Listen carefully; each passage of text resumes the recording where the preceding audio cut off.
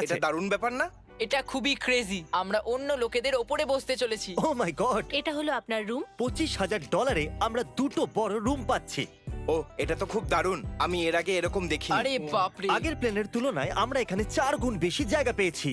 আমি এরকম প্লেন আগে কখনো দেখিনি যেখানে আমি জাম্পিং জ্যাক করতে পারি। এই দেখো। আমরা পাচ্ছি দুটো চেয়ার্স আর অনেকগুলো টিভি। এই একটা ঘরে এতগুলো টিভি আছে, যেটা আগে সবকটা প্লেন মিলিয়েও ছিল না। একজন পার্সোনাল ফ্লাইট অ্যাটেন্ডেন্ট খাবার সার্ভ করে। এরকমটা কেন? একটা বিশেষ প্রাইস পয়েন্টের পরে ওরা সবসময় ক্যাভিয়ার দেয়।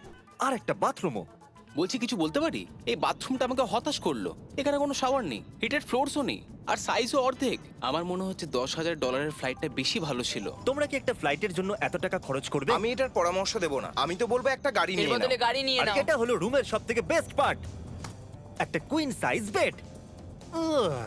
ওরা সব সিটকে বেড কেন করে দেয় না ভাই? তাহলে সাইড বাই সাইড 3টে বেড লাগানোর বদলে 3টে তাকের একটা বাঙ্ক বেড বানানো উচিত।